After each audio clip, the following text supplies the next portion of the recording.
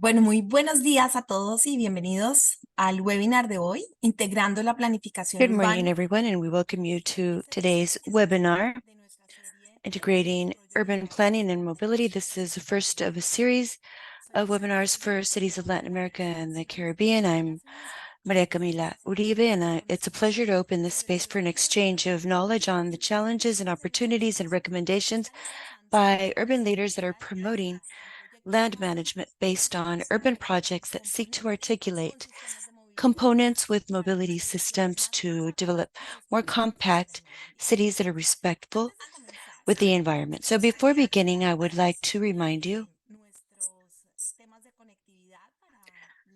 about some connectivity matters. This webinar will be held mainly in Spanish, but you'll be able to hear it in English or in Portuguese. Those of you that require interpretation, all you have to do is click on the globe icon at the top of the screen and choose the language of your preference. Also, in case of having any questions for the panelists, you can add them in the section of questions and answers in Zoom, which is the Q&A letter or section, and the recording of this will be available on the bank's YouTube channel as of next week. You can find the link to our channel here in the chat as well. For those of you that have just joined us, this is a platform of regional cooperation that seeks to facilitate the exchange of knowledge and solutions, good practices at a regional level to facilitate the exchange of knowledge among the cities of Latin America and the Caribbean. Given the multi-sectoral nature of urban development, the network generates opportunities for discussion among different sectors of the public, private, academic sectors in over 200 cities or 250 cities that are part of the network, as well as to take advantage of the knowledge of the different sectors of the bank.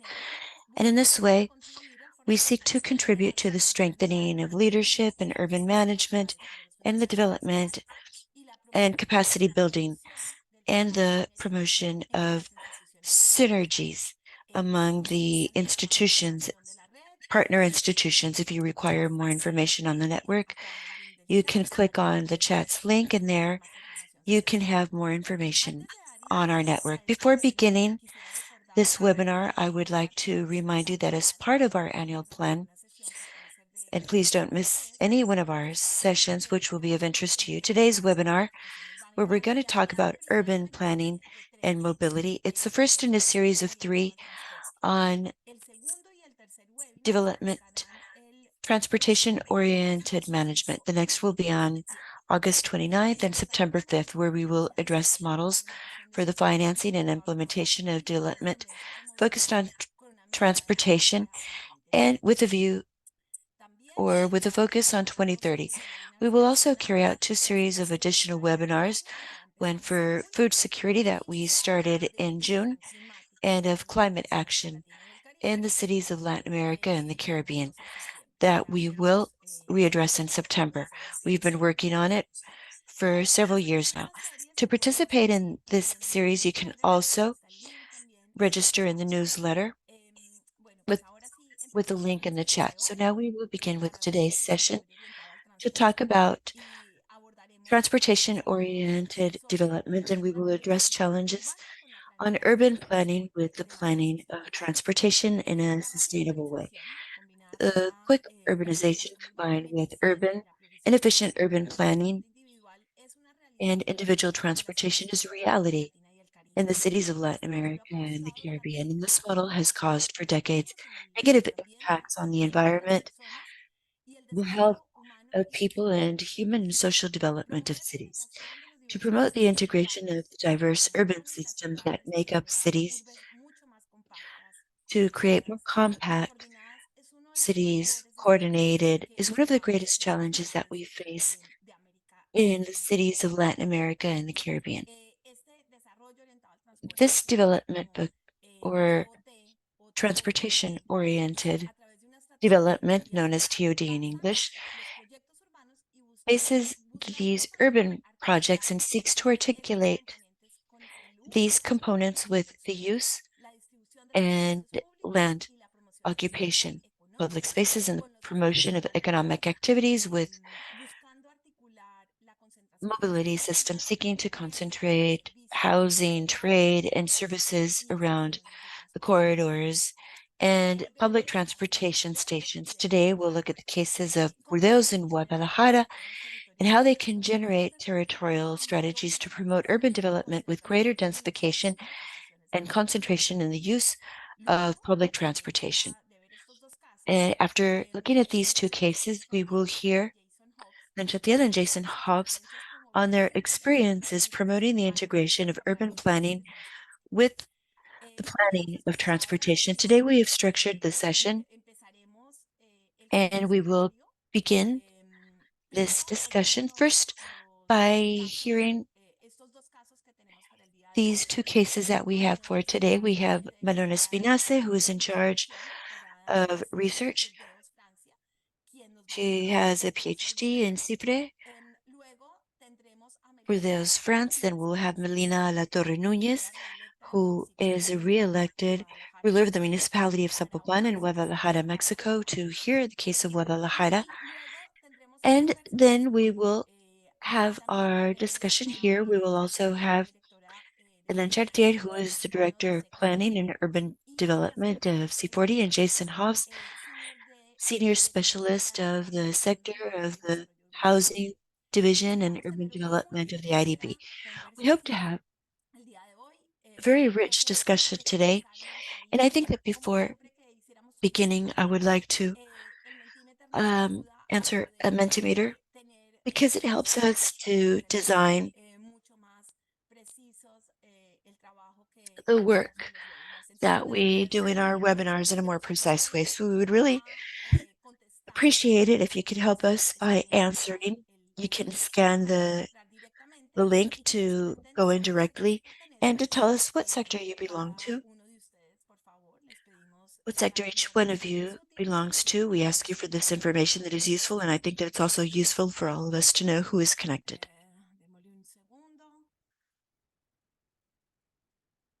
Let's give everyone a second.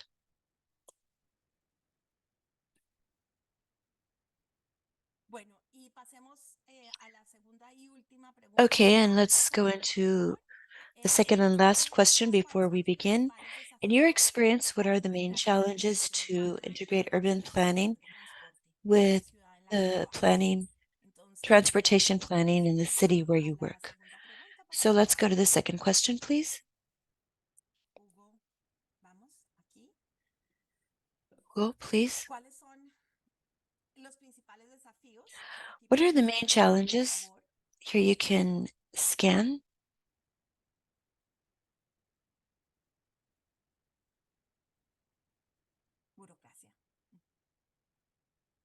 Bureaucracy.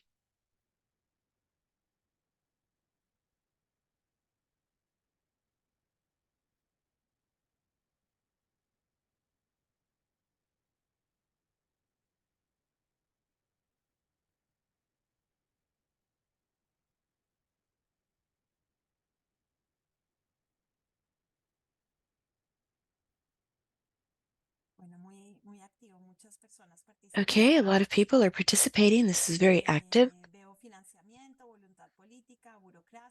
I see financing, political will, bureaucracy, governance, culture, management. Okay, thank you very much.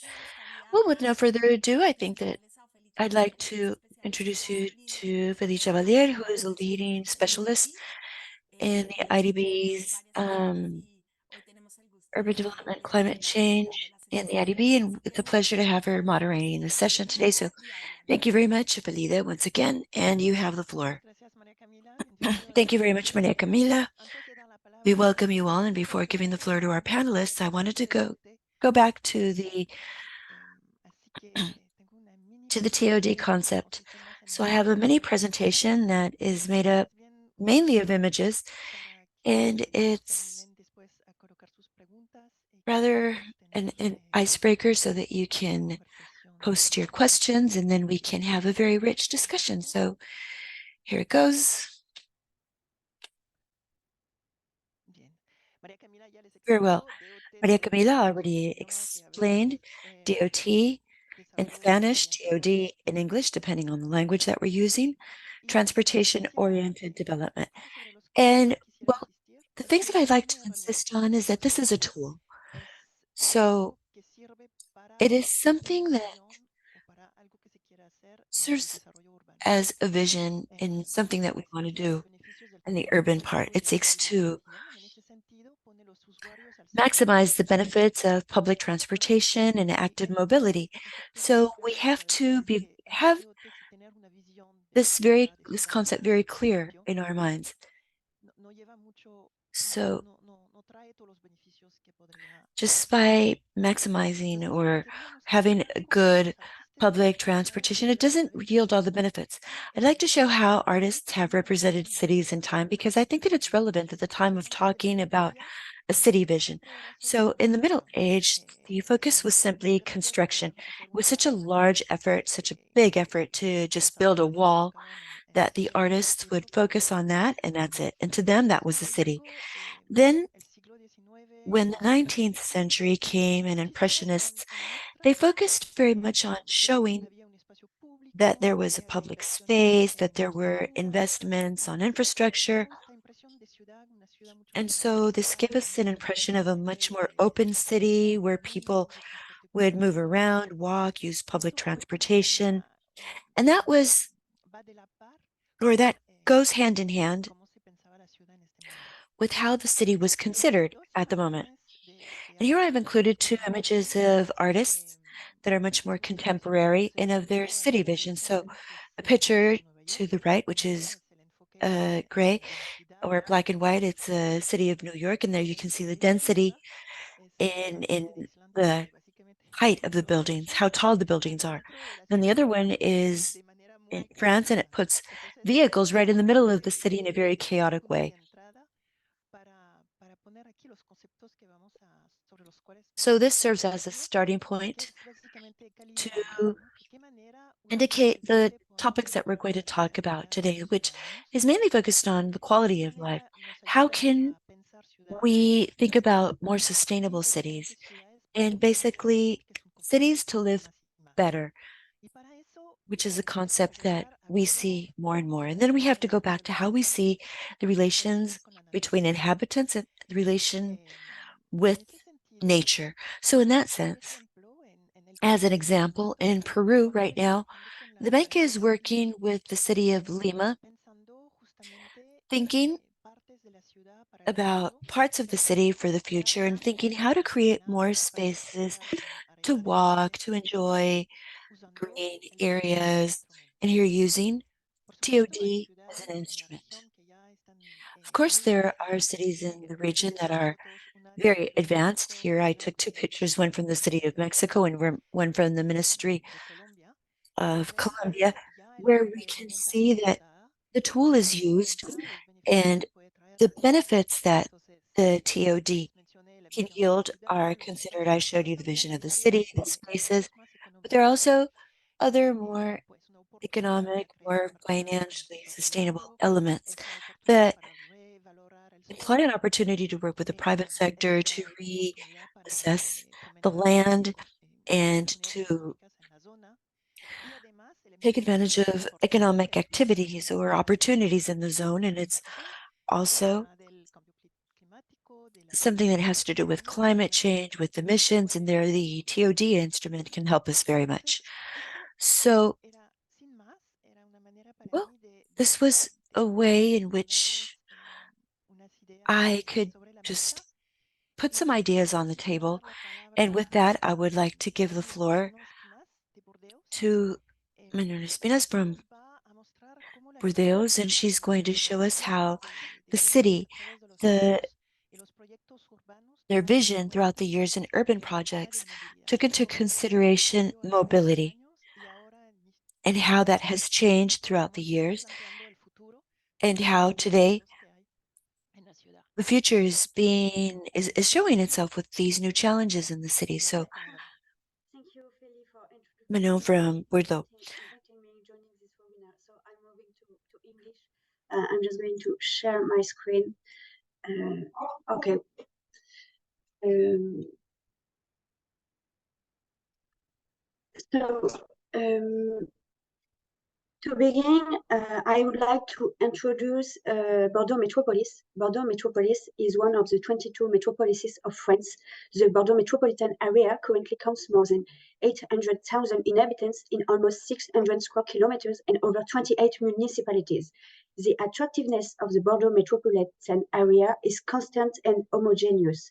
Its attractiveness is justified by its strategic location between the ocean and the mountains, its accessibility and connectivity to high-speed trains, also its international reputation as a wine region, and the presence of major employers, and also the historic heritage of the city of Bordeaux, which is part of the UNESCO World Heritage List. And more broadly, we can talk about the quality of life in the metropolitan area.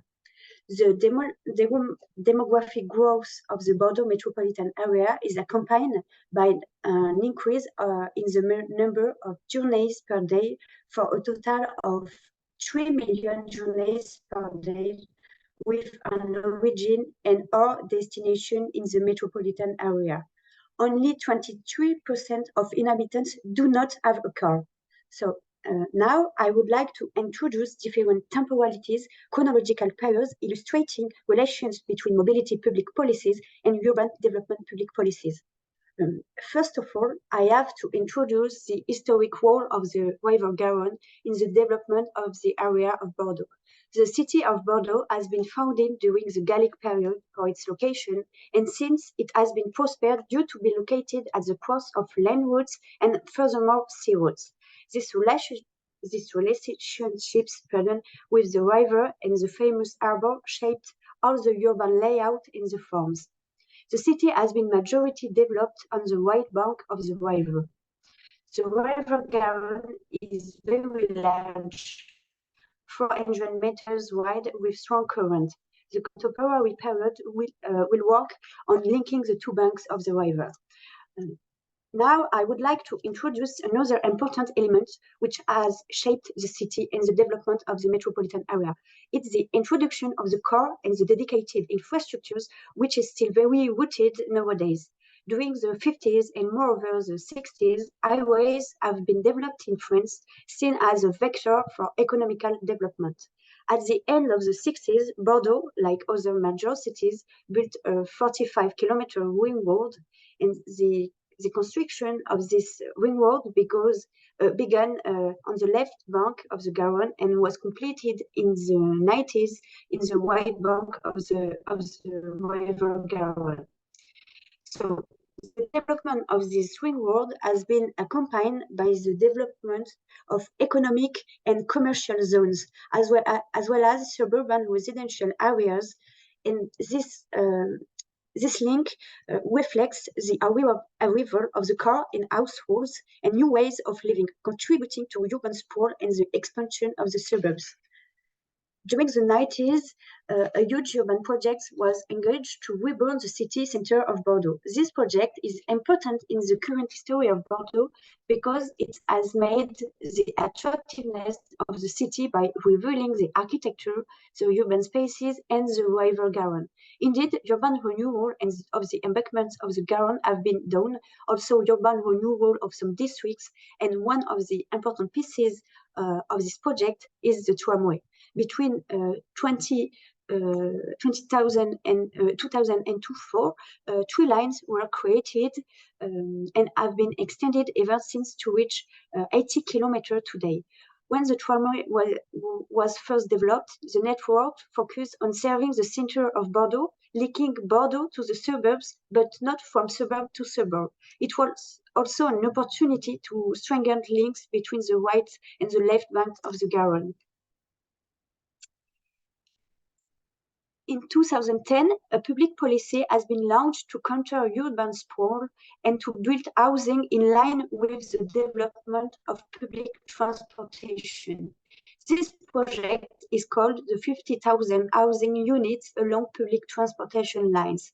This initiative has seen a large number of urban development projects along the tramway line. You can see the urban projects in red on the map.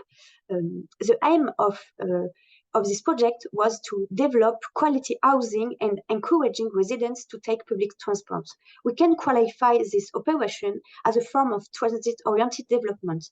It has also been accompanied by the emergence of mixed-use programs.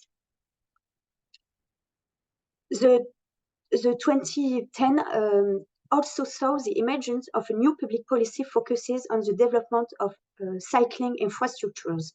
Cars are gradually being driven out of the historic city of Bordeaux to make way for bicycles and pedestrians in favor of active mobility. In 2020, the first working plan was launched in the city center, accompanied by an initiative to plant public spaces in order to combat climate change.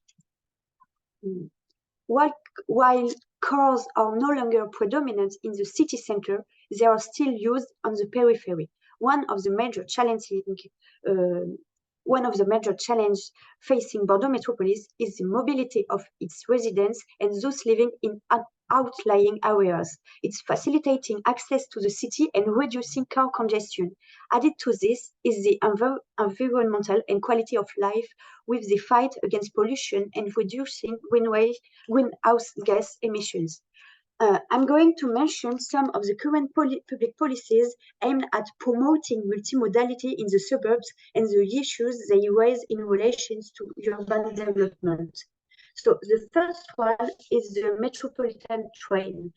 Bordeaux Metropolis, but also other administrative levels, the county and mainly the region, are working on the introduction of trains, optimizing existing lines and reactivating existing stations that had been forgotten in the face of road development.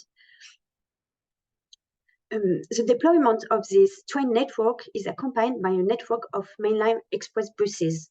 So those express buses are imagined to be circular and radial lines from periphery to periphery and from the center to periphery. If we look more closely at the waiver, the Garonne, a master plan is intended to develop passenger transport, which is currently available but little used for daily journeys because of the braking load and frequency. The waiver Garonne is also projected to be used for urban logistics and waiver tourism. I will finish with the low emission zone in the process of being set up to come into effect next year. Within the Bordeaux Ring Road, you can see the low emission zone in blue. The most polluting motorized vehicles will no longer be able to circulate. So those projects raise a number of questions and comments. The first observation is that in the city center, it is easier to achieve multi-mobility than in the suburbs, where there is a strong dependence on the car. How make more public transport and public transport projects sufficiently competitive with the car? Are the employment and residential areas well distributed? If we take the case of the metropolitan train and the reopening of stations, we can wonder about the notion of transit-oriented development. What impact will the revitalization of these stations have on the surrounding neighborhoods? Can this revitalization of stations support the requalification of neighborhoods? What kind of this project also raises the need to work with all administrative levels on a mobility scale and not just an administrative scale, because mobility uses go far beyond the Bordeaux Metropolis. If we look at express buses, for example, there is a feasibility study being carried out by the Metropolitan Authority Technical Department for Mobility to introduce a bus on the ring road. On the other hand, there are territorial projects as well as areas reserve projects near the ring road. What are the travel needs for those territorial projects? Synergies between local travel needs or future transfer travel needs or current projects are not systematic. This can illustrate the need to link public policies between feasibility study carried by mobility sectors and needs of territory carried by urban project sectors. Also, the proposed low emission zone raises questions about the accessibility of the metropolis, as well as some social issues. The reality is that the majority of households will not be able to change their vehicle for less polluting one. So the low emission zone sets the ring road as a limit. So what urban development should be planned and where should park and ride facility and car sharing can be located. In the case of car sharing, a policy is being developed by Bordeaux Metropolis, but also by the county. But if you look at a map, you don't get the impression that these two policies are coordinated.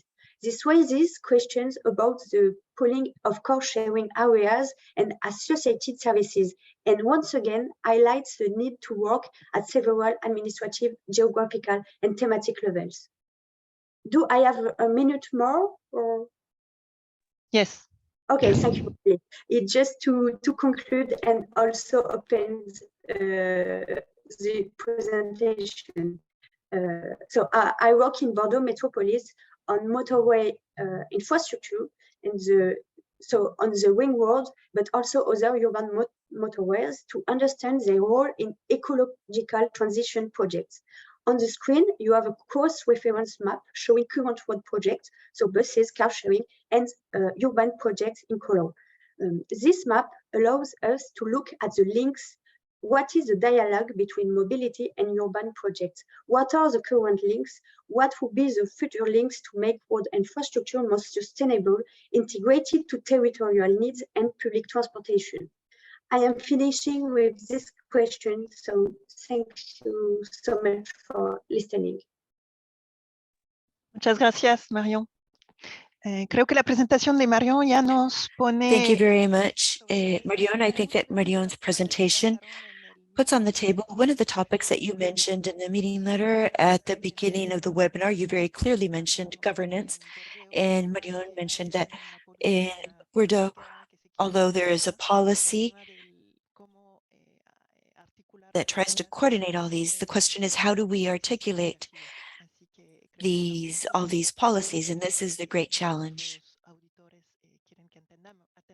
And this is what we need to understand. Before giving the floor to Medina La Torre Núñez from Guadalajara, we have over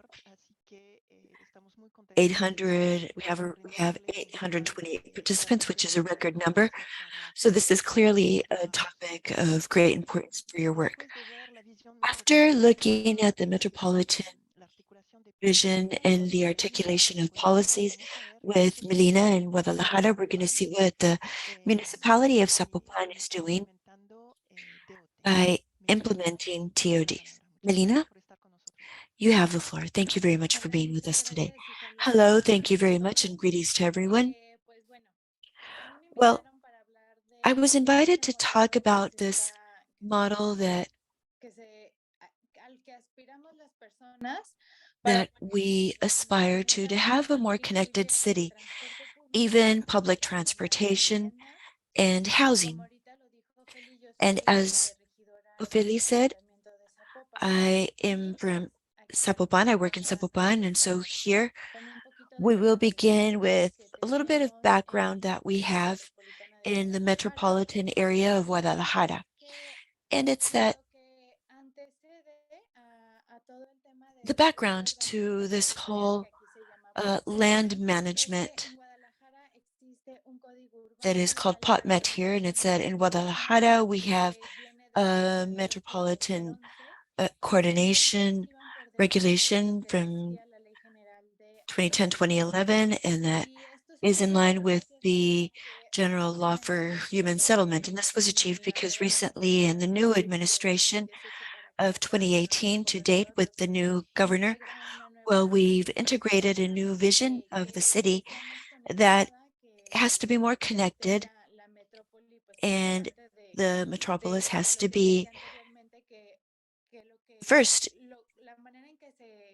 Well, in the way in which the city was developed here in Mexico and in Jalisco, as that each municipality would develop its plans for the city. The city was built or developed in a very disorderly manner. And today this is generating many problems, both of public transportation. We have a problem in which the city, most of the time, we have many traffic jams because we didn't have good public transportation alternatives or of other types of mobility. And aside from the fact that in Zapopan, unlike the city of Guadalajara, which is more compact, Zapopan has it's larger, unlike Guadalajara.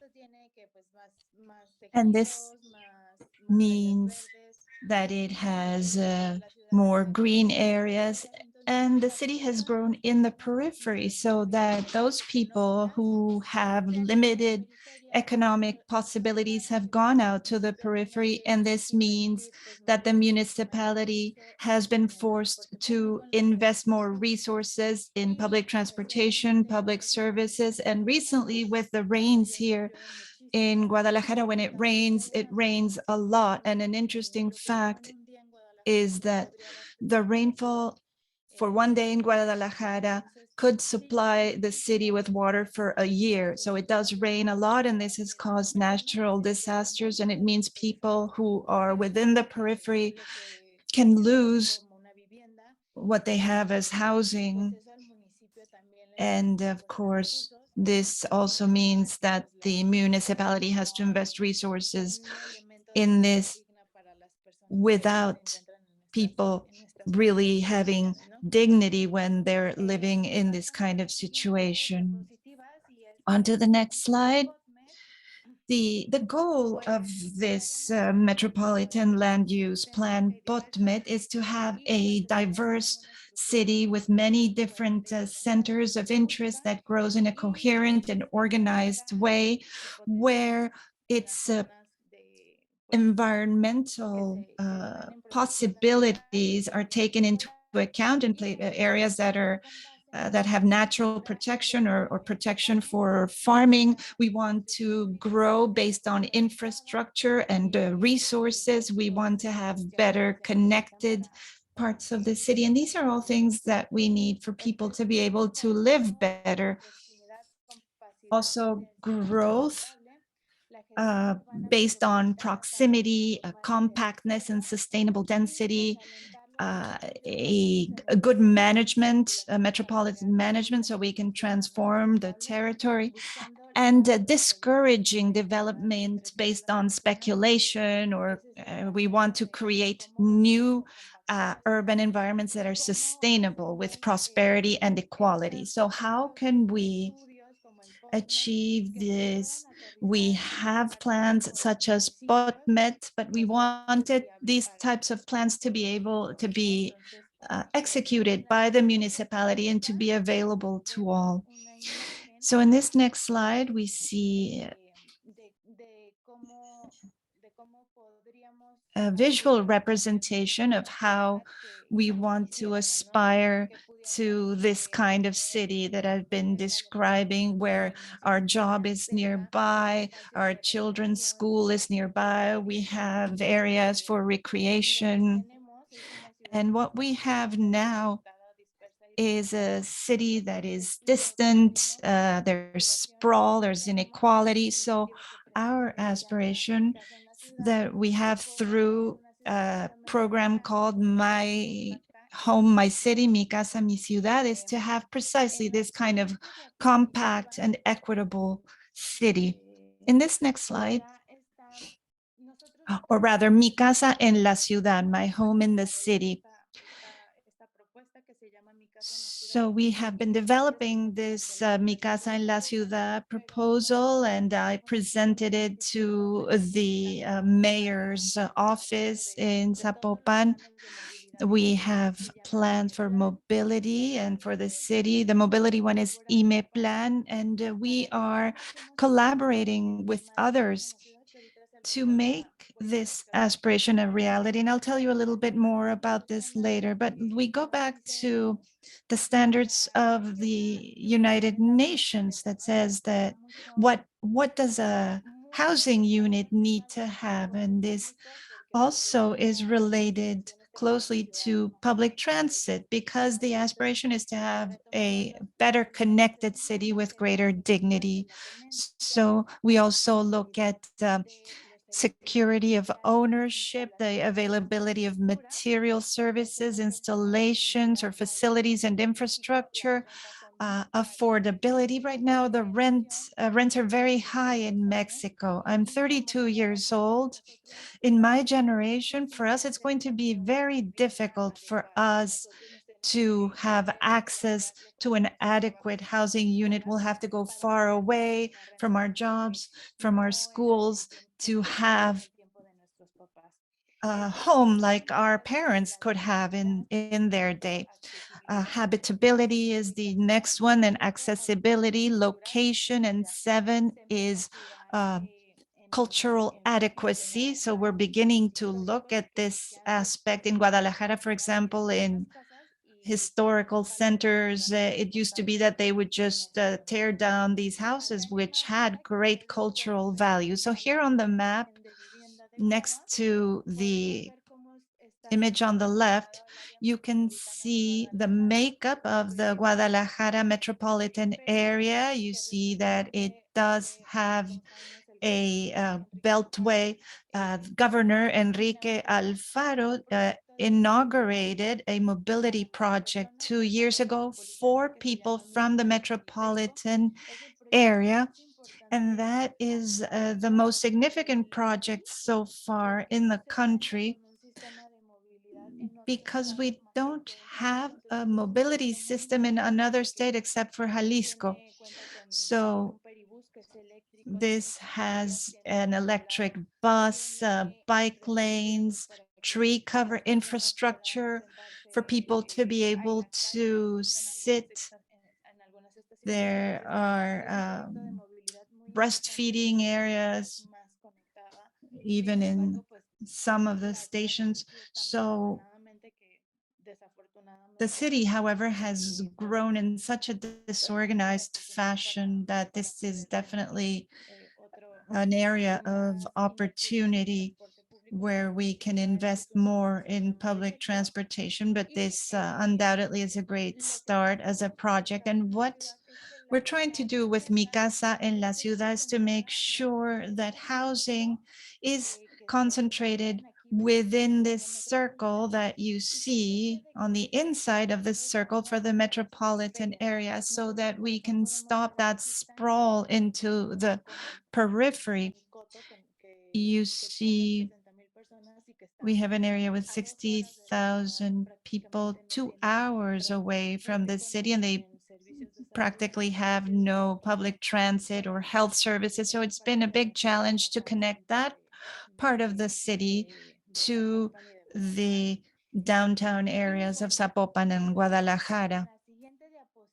In the next slide, you can see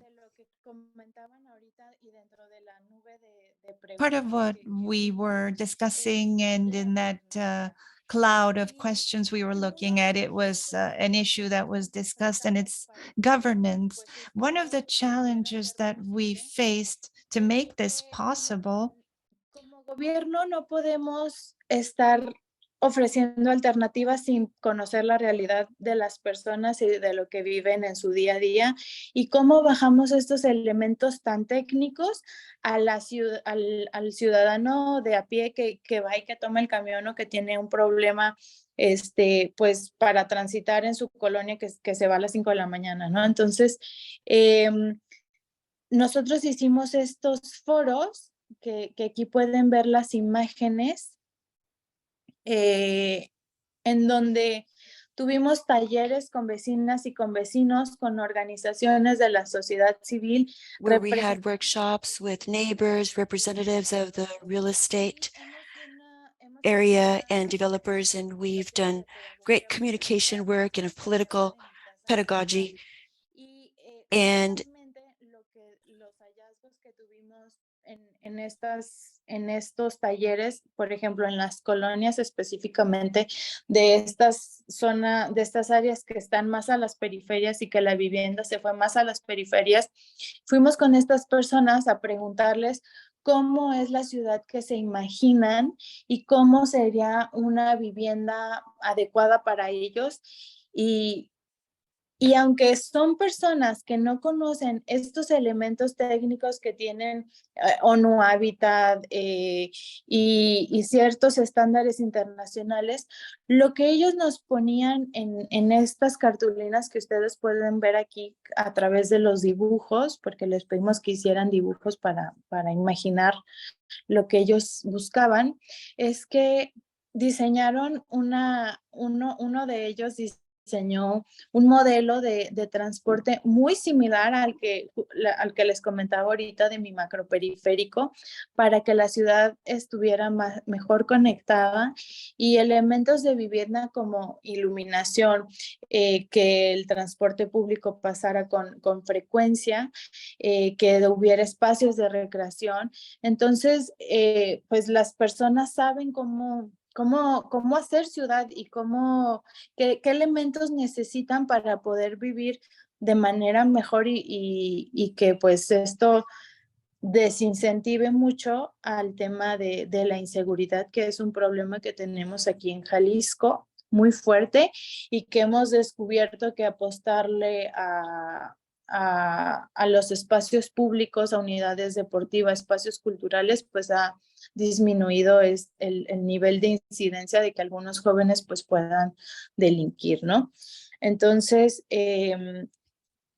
mi casa en la ciudad surge por esta lucha generacional que tenemos los jóvenes, como ahorita les comenté, que tenemos muy poco acceso que difícilmente vamos a poder tener acceso a una vivienda adecuada, que la falta de oportunidades sigue siendo un problema pues en México en general y que eso pues ha orillado a que las y los jóvenes pues tomen otro tipo de alternativas para tener una mejor oportunidad de vida, y pues poder tener una casa, ¿no? En alguna ocasión en una colonia un joven a mí me dijo que él prefería delinquir y dejarle una casa a su familia, aunque se fuera a morir pronto y pues ese es el nivel de la problemática que tenemos en México en cuestión a la vivienda y digo también en la falta de oportunidades, ¿no? En la siguiente diapositiva vamos a ver, muchas gracias, en qué consiste mi casa en la ciudad y como un primer paso que nosotros estamos buscando, y que va orientado mucho a los jóvenes y a las madres solteras, porque pues somos las que menos podemos tener de por sí ya acceso a una vivienda adecuada, es que podamos consolidar un banco de suelo metropolitano, que esto le correspondería a cada municipio hacer su labor para buscar estos espacios que puedan servir como banco de suelo. Los municipios aportarían el suelo para desarrollos de vivienda social y se enfocarían en autoconsumo, sociedades cooperativas o desarrolladores inmobiliarios. El cuarto punto es retiene la planta baja para los desarrollos para consolidar infraestructura de servicios y comercio según las necesidades de la zona.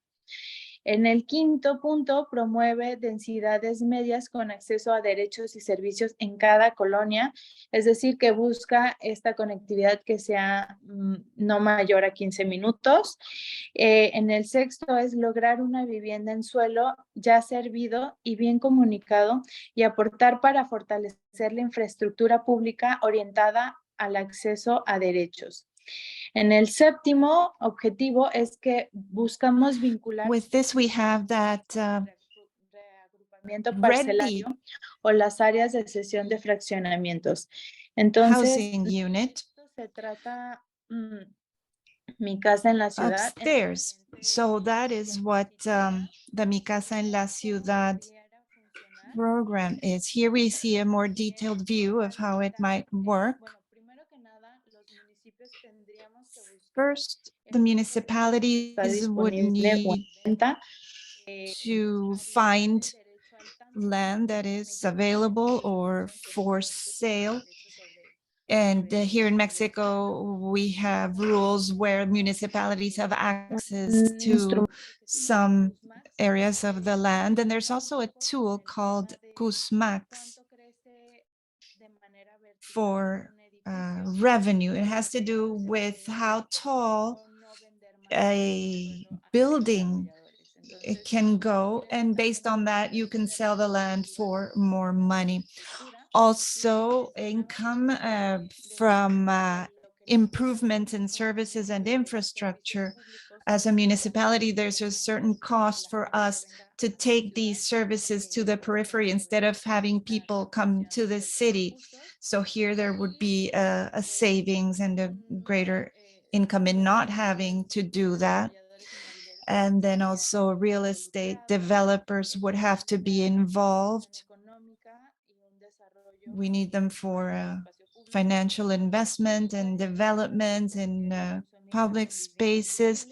Then mixed use affordable housing unit development is something we would need from them. Here you see the various mechanisms we have in the municipality. I won't go into all of the details, but I'll give you an example. One thing that we can start working on is a pilot project where Zapopan can give some of the land to a developer.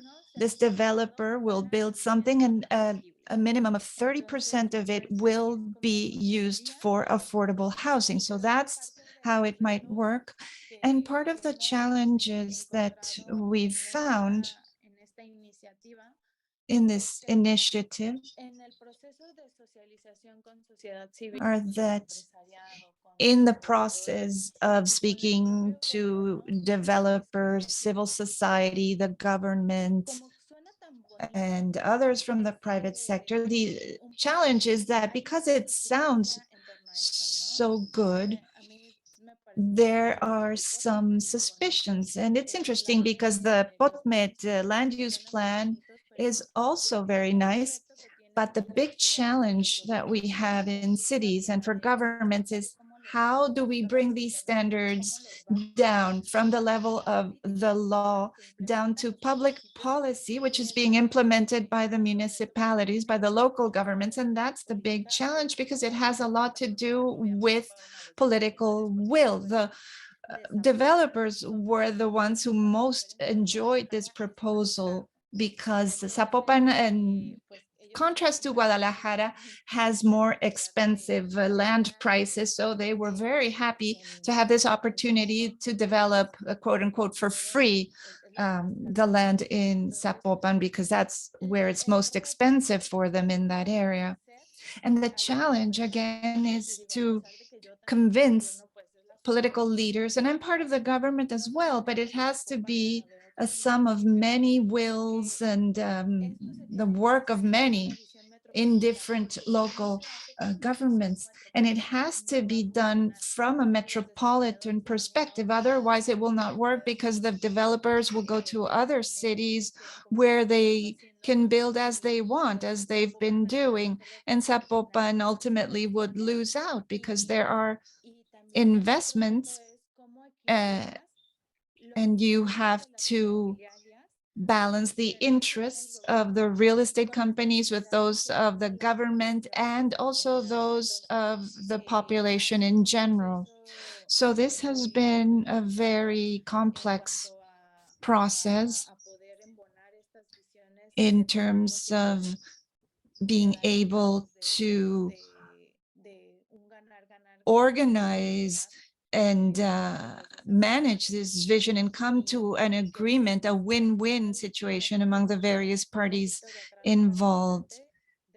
And we have to first make sure that we have the support of the developers, of civil society, of everyday people, so that we already have that support when we go to the city governments and say, this is the proposal, we have a joint vision, a shared vision of what we want. So we're starting a pilot project now where Zapopan can provide land for construction, with 30% of it being devoted to affordable housing.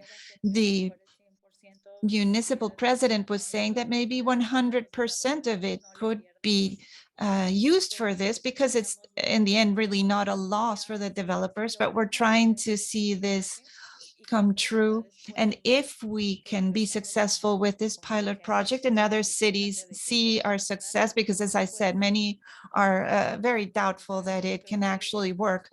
But if we can be successful, then other cities will try it, and that will be good for all of us, so that we can improve our social fabrics, also so that populations are protected from the effects of natural disasters. As I said, in Zapopan, and the people who live outside of the city in the peripheries, when there's a lot of rain, rivers overflow, areas of water overflow, it can destroy their housing, and their quality of life, already not good, is completely destroyed, because what little they had is lost in these storms. And so it's important for governments to have this vision that a more compact city can improve quality of life for people. And you don't need so many police officers to deal with crime if you offer people a better lifestyle where they can walk and feel safe, and there's community and a sense of belonging, especially. So that is what the Mi Casa en la Ciudad project is for. Thank you very much, and I'll be happy to answer any questions. Thank you, Melina, for that presentation. I love that you presented that Mi Casa en la Ciudad project. I think it's very inspiring. Thank you very much. Today we have two guests who will be present as part of our conversation. Elena, I'd like to give you the floor first. You've been working in various cities on TOD planning.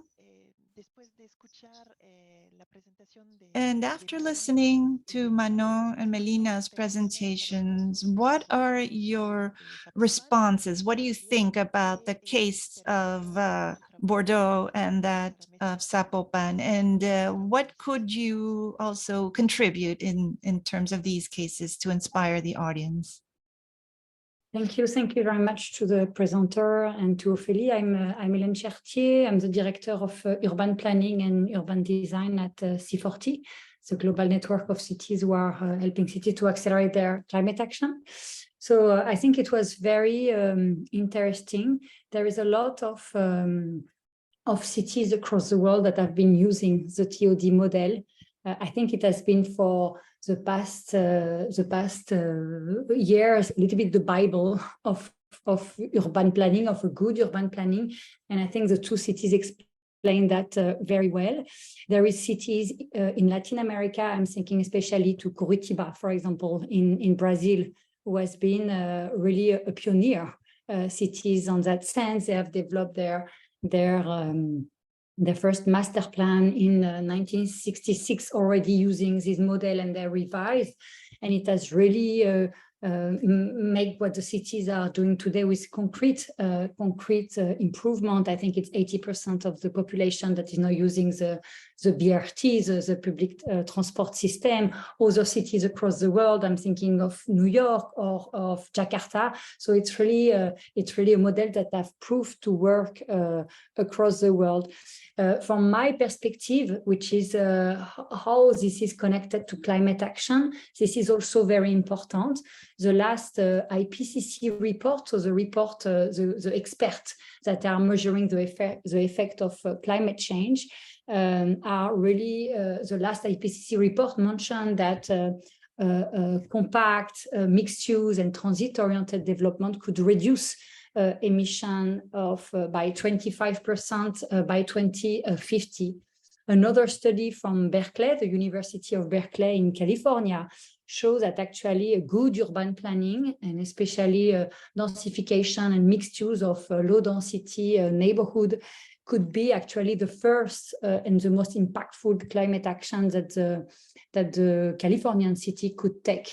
So it's very important, and it's definitely a very important action in terms of reducing GHG emission. What I found interesting recently, and I think Melina and Manon explained this very well, is that there has been some limitation, I feel, also from this model, and it is important to mention that, and I think a form of evolution of this model.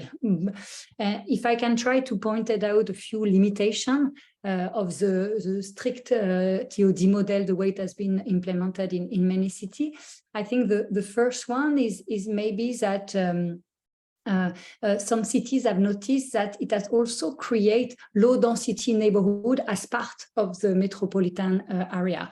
And I would say two different typology of neighborhoods: the where that was connected to the public transport, and the where and the one that was not connected to the public transport. I was recently discussing with the city of Toronto in Canada, who were saying that in the past, TOD was really the Bible, but now they trend to say that they don't want to have a neighborhood where low density is allowed. They want to stop that in every neighborhood, and their new model is really this idea of complete neighborhood where mixed use, amenities, and walkable neighborhood are everywhere, and not only next to the public transport. So they basically create the condition everywhere in the city to create transport systems that are viable. Because if you reinforce low density neighborhood in the city, you will never be able to develop a public transport system there. So they're saying they don't want that anymore. And now they are moving, and their new master plan that has been released say complete and walkable neighborhood everywhere, which is a little bit the spirit of the 15-minute cities that Melina was also mentioning, and I see Melina as a special guest, so it's very nice. So I think it's very interesting. The second limitation that I would like to mention is that sometimes the TOD development has not been combined with a good transport planning.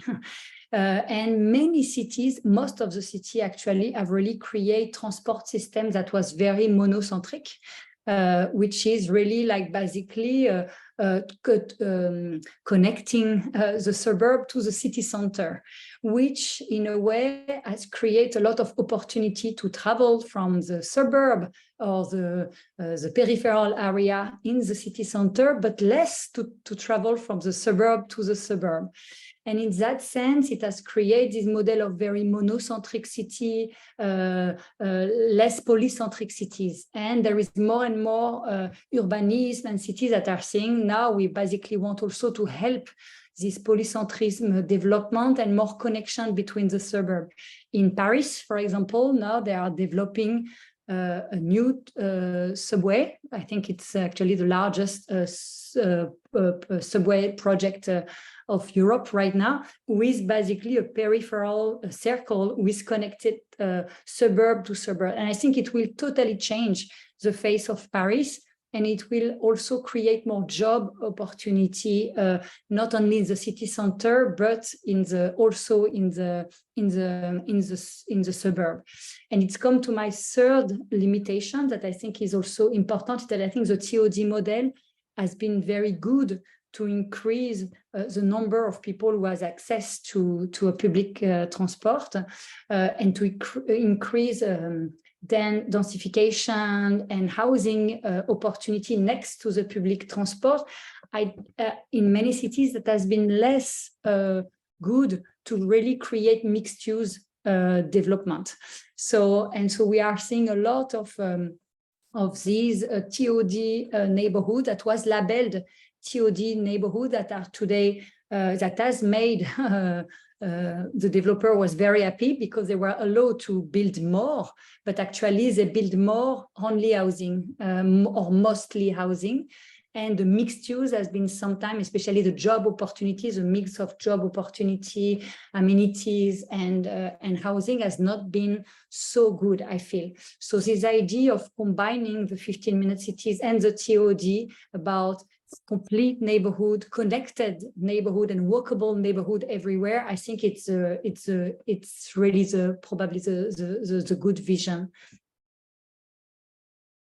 Thank you, Elena. Can you expand on the 15-minute cities for those of who don't know about it?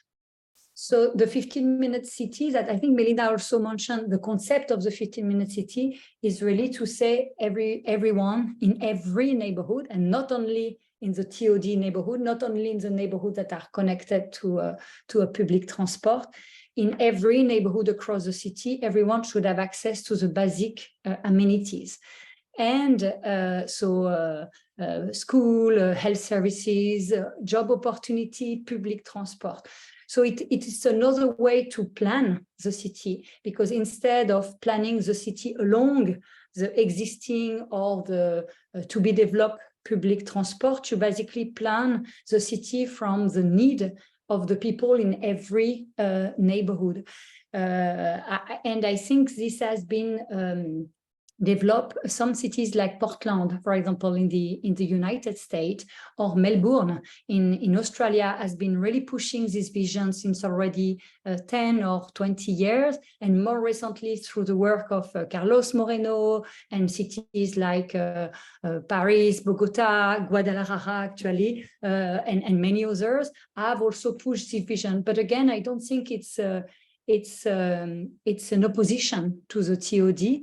I think it's a good complement and maybe a way to improve the planning, urban planning, integration of urban planning and transport planning. And maybe a last thing, I think what this 15-minute city model has also changed, I think, is that before, for many cities, a pyramid of mobility started always with transport, a public transport. Basically, the goal was a public transport. Now it's reversed a little bit, saying, let's start with walking and cycling, which is the basic transport that everyone, and then public transport. So I think it's also important.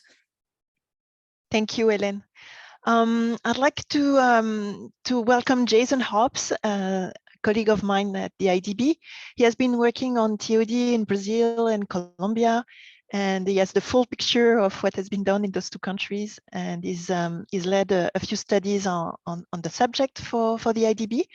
Jason, I'd like you to mention your experience in Brazil and Colombia, and also reflect on what Melina and Manon said about what's happening in Mexico and France. Thank you for being with us today. No, thank you, Ophelie. Can you hear me okay? Okay, yes, great. Perfect. Yeah, so like Ophelie said, for the past, I would say 4 to 5 years, we've been doing really interesting research work, economic analysis, studies on urban design, institutional arrangements in different cities in the region.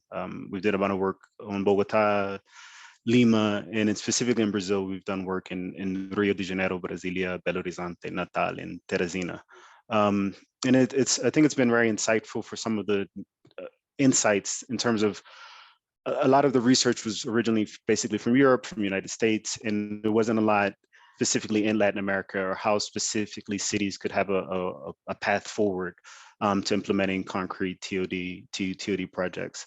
I think in Colombia, one of the things that's been really interesting is that the Ministry of Environment, a little bit more than a decade ago, started an initiative to really promote the concept of low carbon development strategy. And so what that looked like was saying, okay, on one hand, how could we have short-term goals? How could we have medium-term goals? And how could we have long-term goals? And they developed something which was called, specifically in a Colombian context, which was called NAMAs, which were nationally appropriated mitigation actions, which were looked at to see how you could catalyze activity from the private sector to have low carbon initiatives that would help reduce CGHs or greenhouse gases. And what that looked like was with FINDETER, which was the National Development Bank, to try to figure out what were the specific cities in Colombia. I think at the time there were 19 Colombian cities where you could try to increase bicycle use, more responsible car use, how you could come up with things such as traffic calming zones, bicycle parking, infrastructure for more biking, parking management strategies. And what they specifically did was to finance studies in particular cities in Colombia to see what would that look like as you move forward. And it was a combination of both non-reimbursable resources.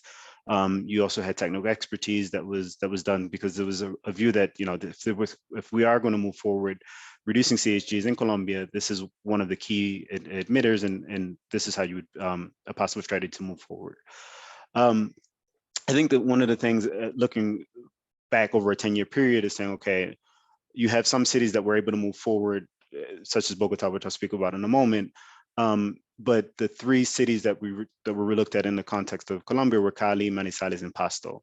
And I think when you look at some of the challenges during that pre-feasibility stages, it was really the question, going back to what Elena just said, of having extensive suburban peripheries, not having necessarily opportunities to do urban densification and renewal.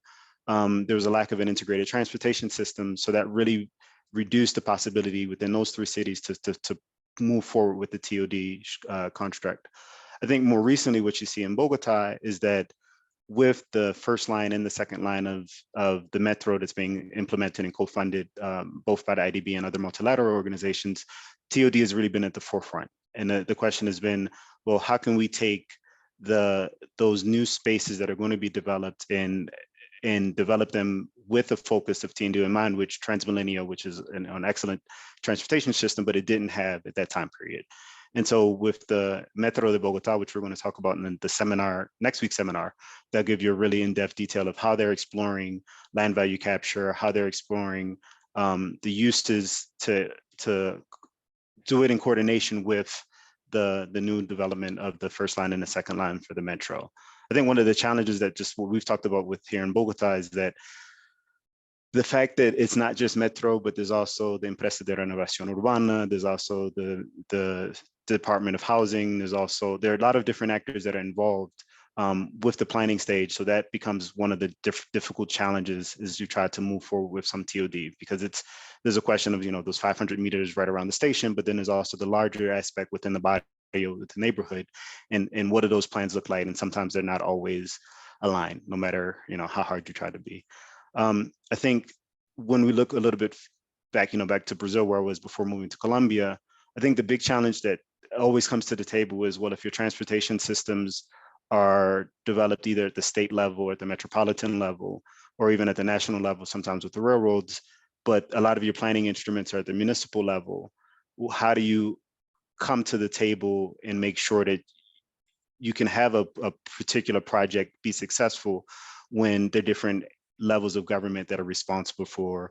And so I think one of the things that we've tried to do within those specific studies that we did in Brazil was first make sure that it's not just a conversation with the Secretary of Department of Planning, or just the Department of Environment, or the Department of Transportation, but make sure that for every study that we had, that it was something that was led from the mayor. So you had to have, you know, mayor buy-in, but that we also made sure that all of the different secretaries that we viewed, from financing to transportation to housing to urban planning, were all at the table from jump, because if not, it wasn't going to be able to move forward.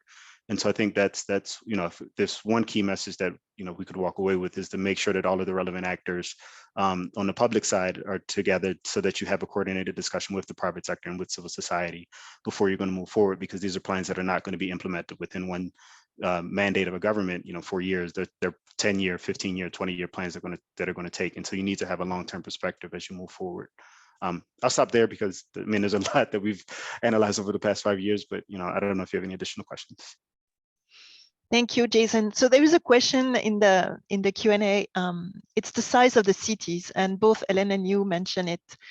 At what point does it make sense to start thinking about TOD?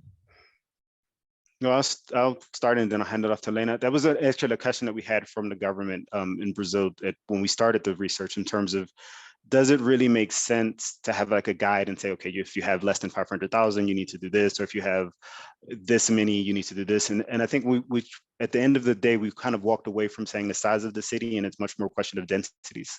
And what do your densities look like? And is it the type of infrastructure that you have, is it viable enough to be able to have a VOT or to have a metro or to have, maybe you're looking at BRT? I mean, like I would say it's incorrect, quote unquote, to just say, think about TOD in terms of a metro.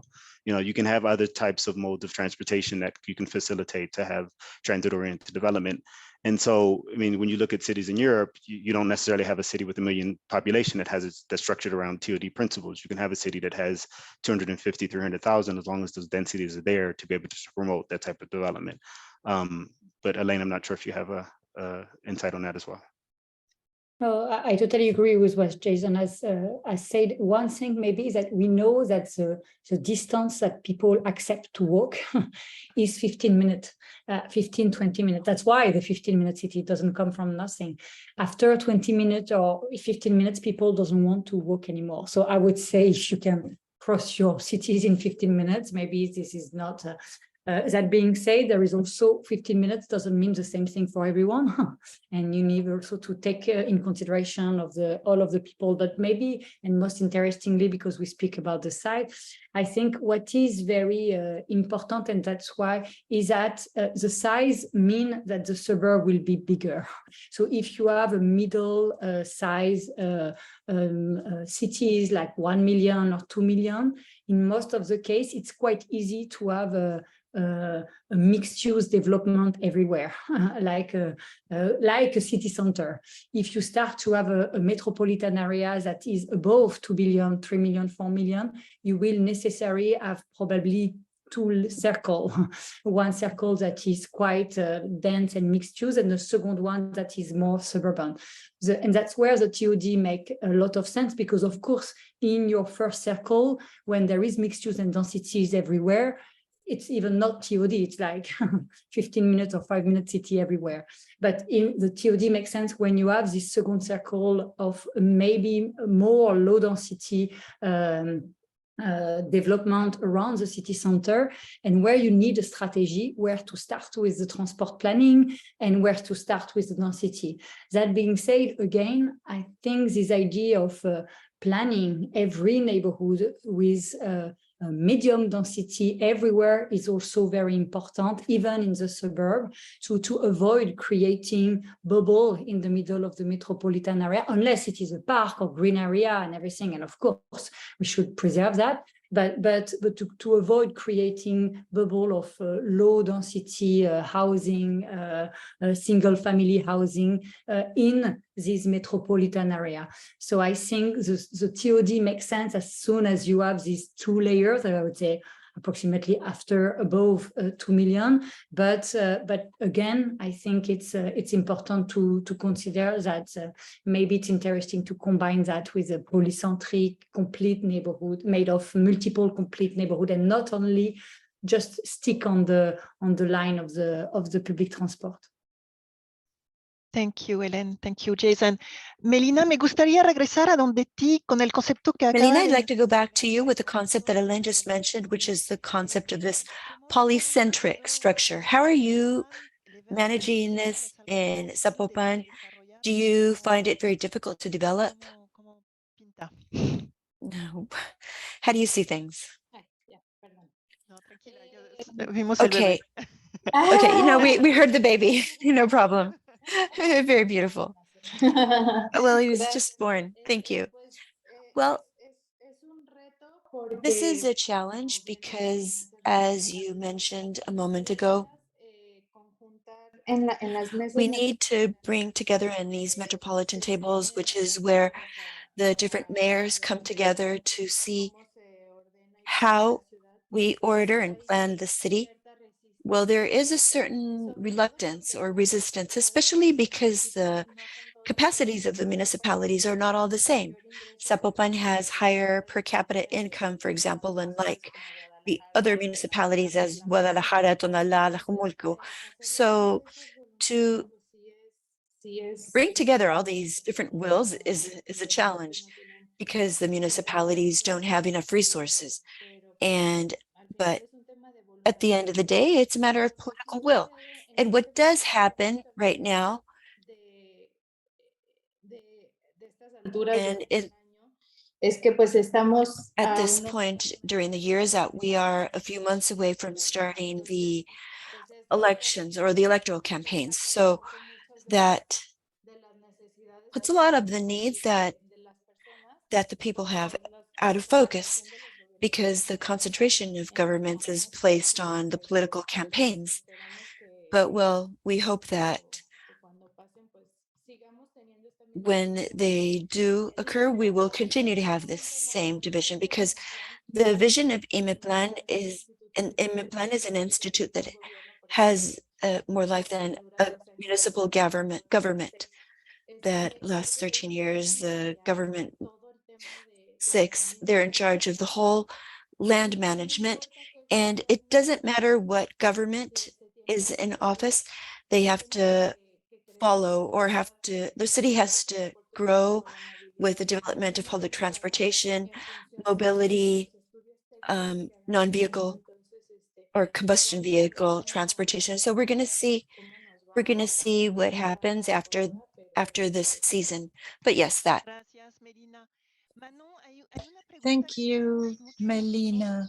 Manon, there's a question we have at the bank when we work with historical centers, and it's the concept of gentrification.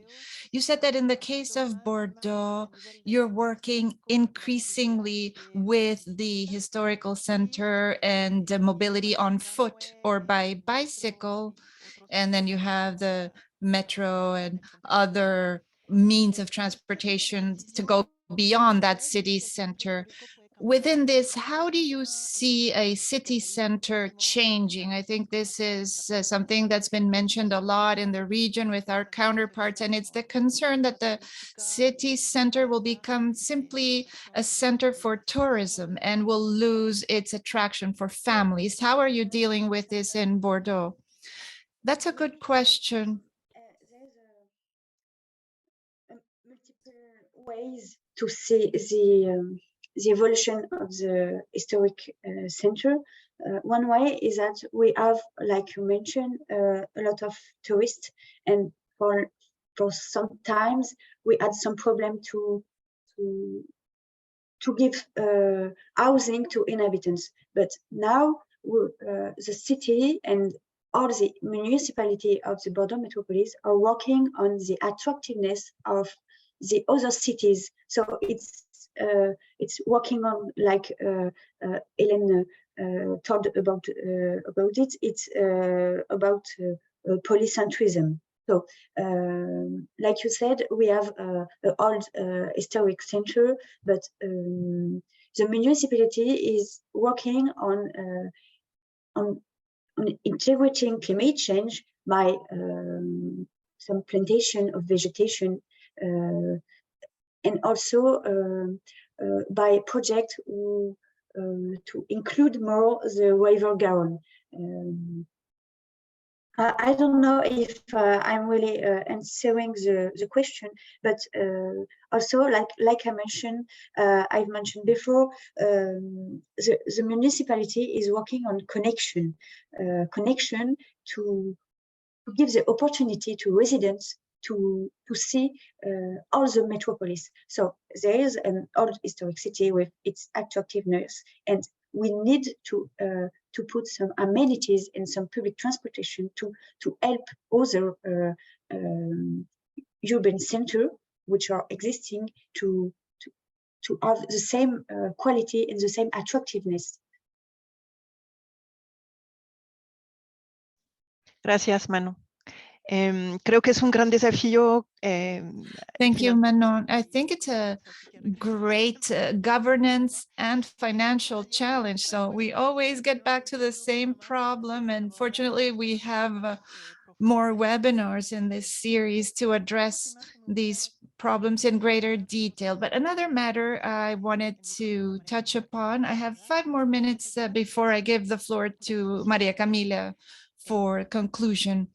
And it's the matter of land Melina mentioned housing, Manon mentioned social housing, Ellen talked about a neighborhood that can't be just houses, density was mentioned, and whom to talk to make sure that interests are coalescing around the table. I'd like to hear your impressions about this. Is this the most significant issue within DOT? We'll start with Hélène, Jason, Jason first. Jason, Hélène, Melina, and then Manon. So, I mean, it is an interesting question, hopefully, because I think there's different solutions that different municipalities and different metropolitan regions have adopted. I mean, I think there's a question of whether or not you're in a city that's in decline, and that you have land that's actually can be cheaply acquired for future development is one topic that you've seen in some cases within Europe. But then you have sort of cases with such as Sao Paulo, where you have very built up areas that are extremely expensive, and that the cost of expropriation of that land is prohibitive. And so I think that's where you start to come in with other instruments of the question of, if you're talking about a piece of land that's next to, which is already at a high density, obviously that's going to have a different type of equation than if you're at a low density area that's next to a piece of, transportation, which the equation can be much more. So you can obviously find an equation to that a solution to that equation. And so, I mean, there's not one simple answer. I think it's really going to be a case by case basis. It's going to be what the built up environment looks like in that particular area, and what the different financial and land capture or land value tools that are valuable to the municipality to be able to explore it. Unfortunately, I mean, I wish there was an easy answer, but that's, it's always going to be a case by case basis. Thank you, Jason. Ellen. No, just to add and to come back, I think the question of gentrification and social housing is super important.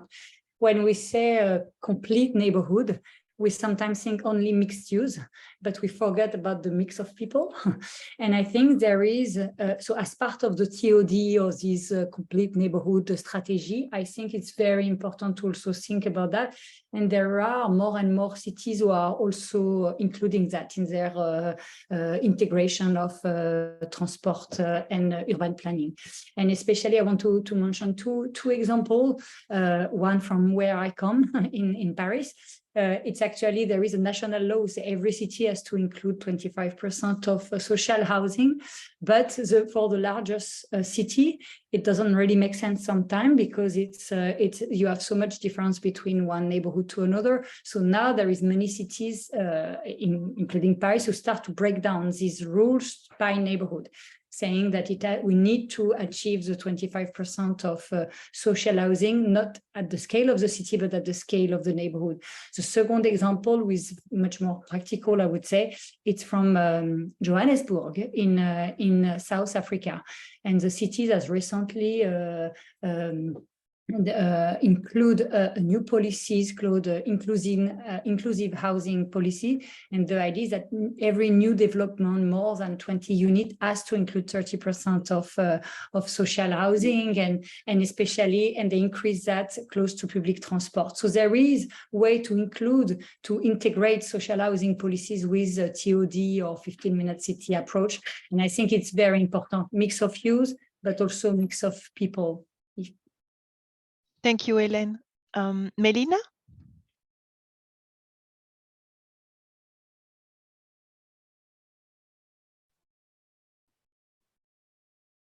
De pronto seguimos con Manon. Melina está ya. Maybe we continue with Manon. You're there, right? Melina, you're back? Yes. I just can't seem to turn my camera on. I'm not sure why, but I'm here. There. Would you mind repeating the question? Yes, among the questions we got from our listeners, many people talked about land and how important it is to be able to use it and get it. So when you want to implement a TOD model, has the issue of land been important for you?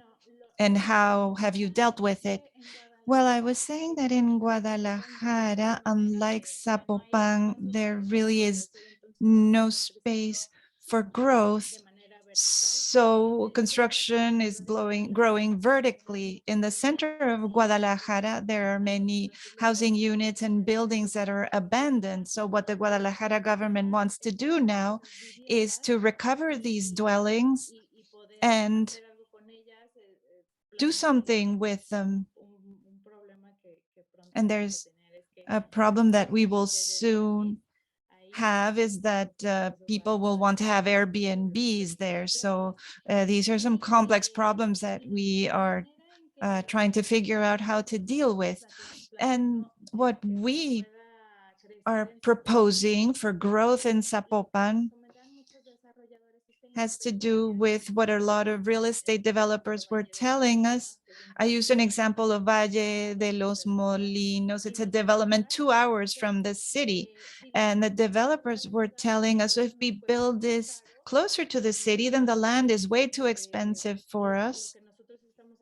And what we're doing with this kind of development is to sell less expensive housing, so we can buy the land and sell these housing units at a profit, which is why they're in business in the first place.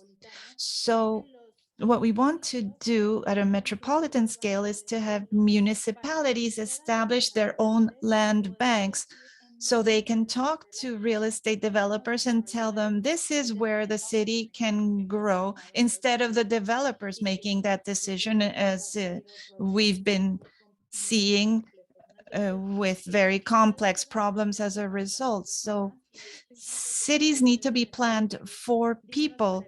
So people need to have places to live in dignity and also access to their rights, education, work, health, etc. All these elements that are part of the concept of a 15-minute city.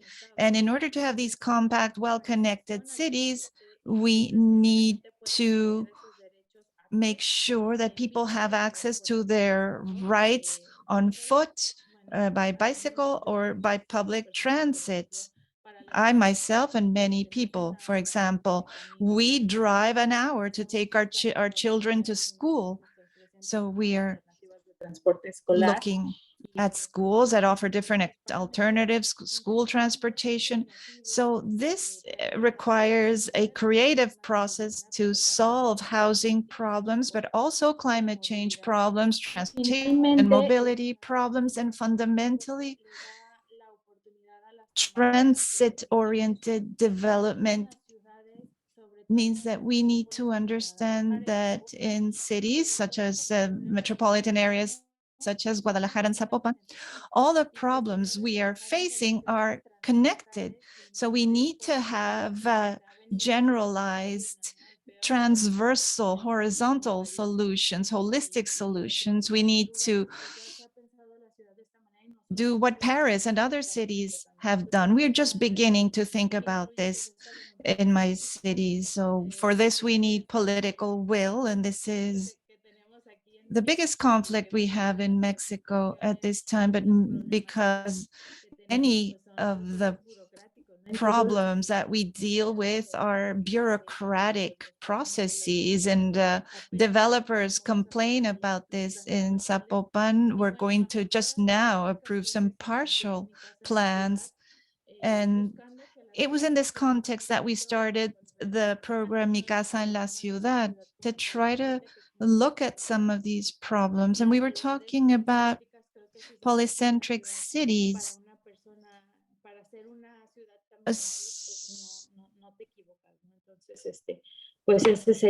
You have to take this as a model, and then you'll get it right, but the matter is getting there. Thank you very much for being with us. And for that, what are your closing thoughts on this, Mano? You're muted. What name is okay? Okay. The question of the land is a very current question in Bordeaux. We can mention three main points.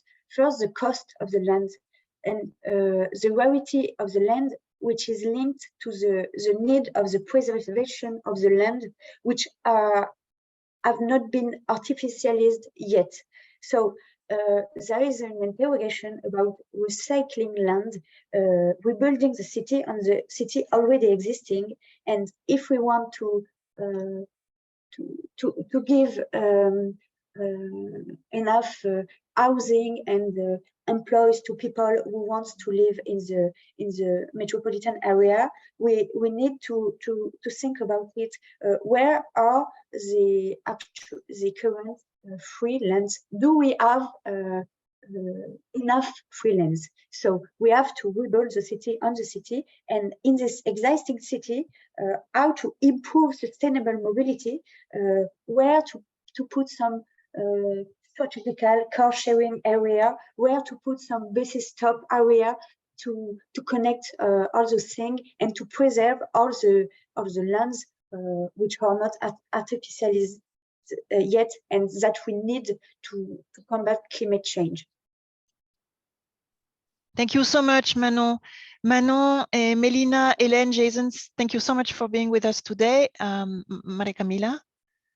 Muchas gracias, Ofeli. Creo que ha sido una conversación muy interesante el día de hoy. Gracias. Thank you very much, Ofeli. This has been a very interesting conversation. Thank you very much to Hélène, to Melina, Manon, Jason. Thank you to all of you also who have joined us. I want to mention one thing, ask you for one element that you think you can apply in your job, one element that you think was important.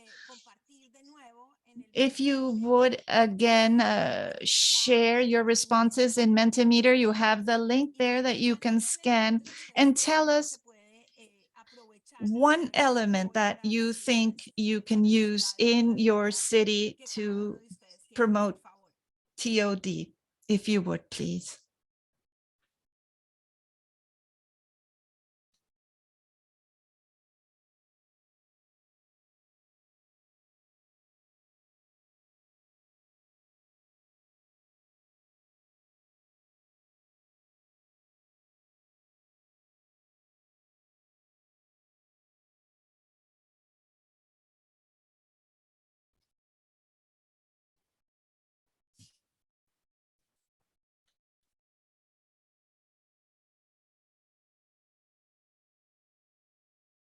Bueno, muy bien. Seguimos. Very good. We're still getting some responses. And then perhaps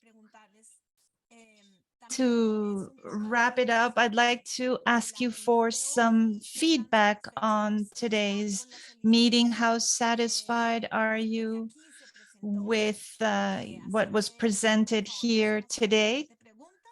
So I would ask you to please go on to the next question.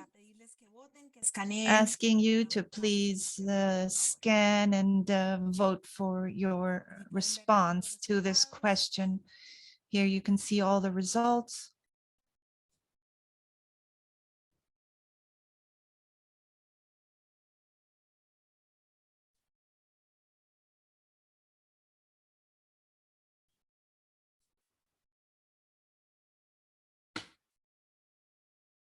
Bueno, pues ahí tenemos las respuestas. Muchísimas gracias. Very well, that you can see the answers there. Thank you so much. We'll see you at the next webinar. I think today's discussion has been very interesting, and we're very excited to look at the other questions.